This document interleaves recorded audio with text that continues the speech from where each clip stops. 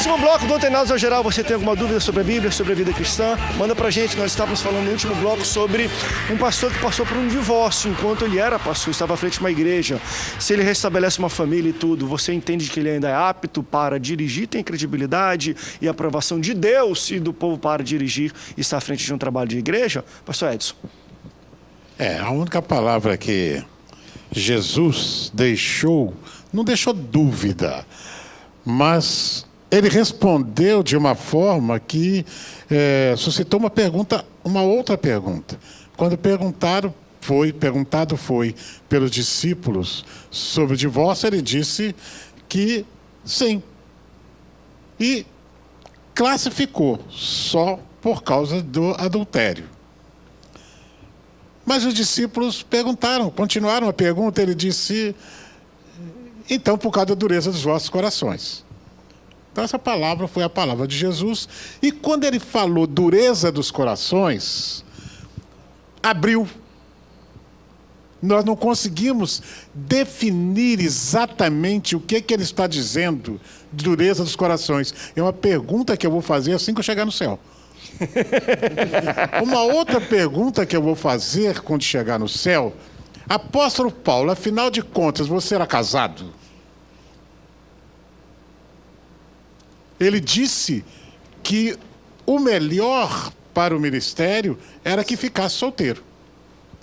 A interpretação hoje é completamente contrária. Exato. Mas essa interpretação contrária, ela é uma interpretação bíblica com consistência na palavra ou é com base no social? Perfeito.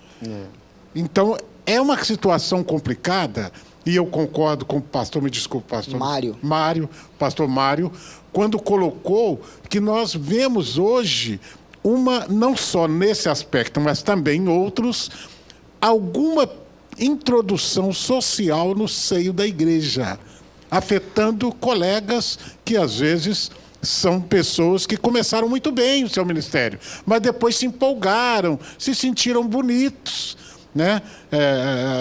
Adquiriram a síndrome de narcisismo. E o que acontece? Eles resolveram, então, partir para um outro casamento.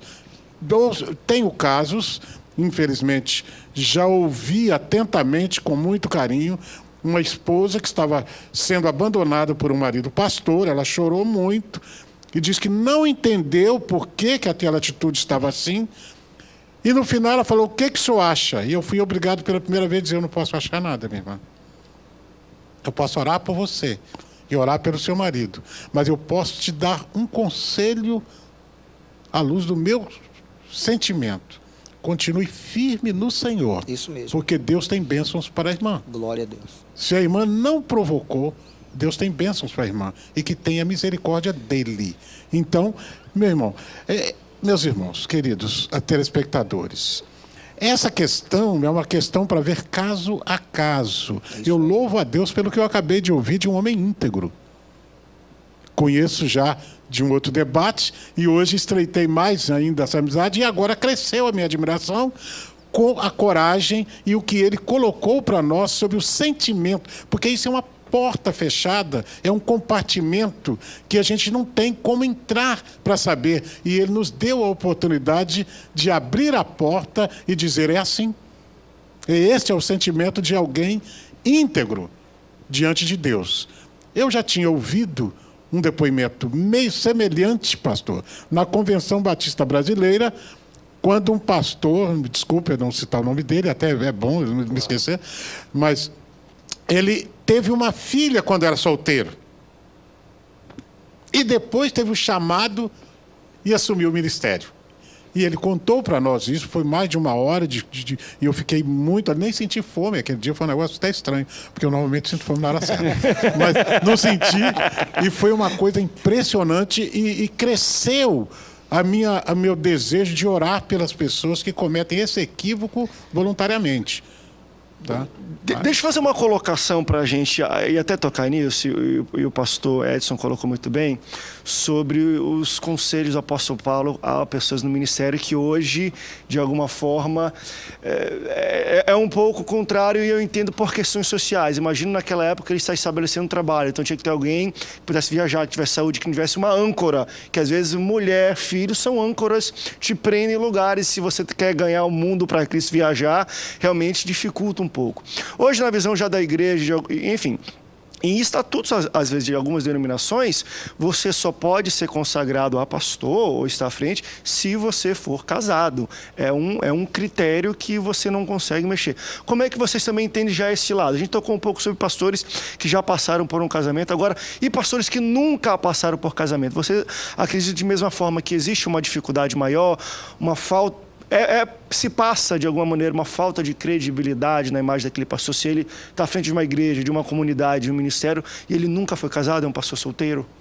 Veja bem, André, se a pessoa tendo o chamado de Deus, a convicção de que realmente Deus o chamou para aquela obra, e a igreja entendendo que ele teve aquele chamado, a obra de Deus ela vai adiante.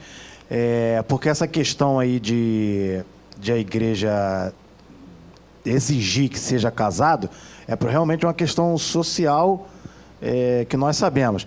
Agora, o pastor solteiro está ali na frente da obra de Deus, levando a obra com responsabilidade, é uma pessoa íntegra, é uma pessoa que tem o seu ministério reconhecido, é uma pessoa que é amada pela igreja, é uma pessoa que dá a vida pela igreja, é uma pessoa que pode virar a vida dele do lado avesso, que ninguém vai encontrar nada.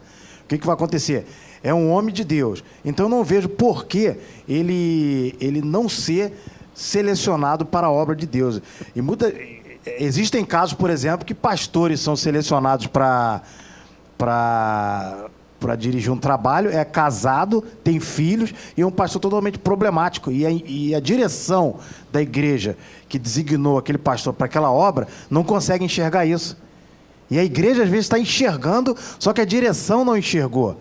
Quem determinou que aquele pastor, com aquela família, estivesse ali? Em contrapartida, um pastor solteiro é designado, a própria igreja entende isso, vê isso, enxerga nele um homem de Deus.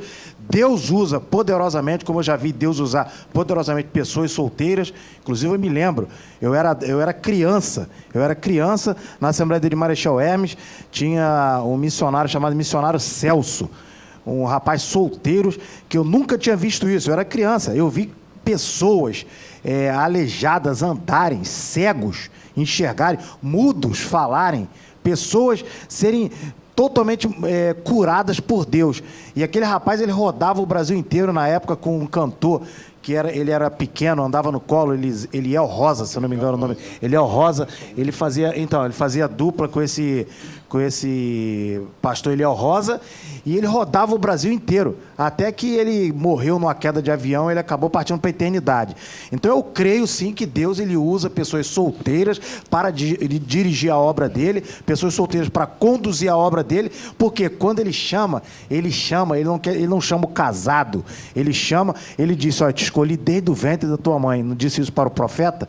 Então quando você casar, aí sim você vai ser escolhido por mim, você vai ser usado por mim. Eu creio que Deus usa.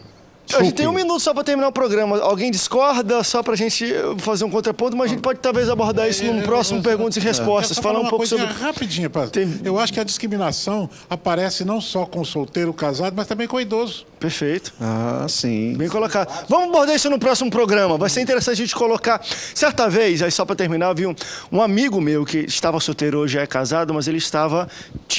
Deus tinha chamado, era um chamado muito forte. E era aprovado e reconhecido pela igreja, mas ele tinha dificuldade de dirigir, de estar à frente de igreja, porque o pastor dele, não, está solteiro.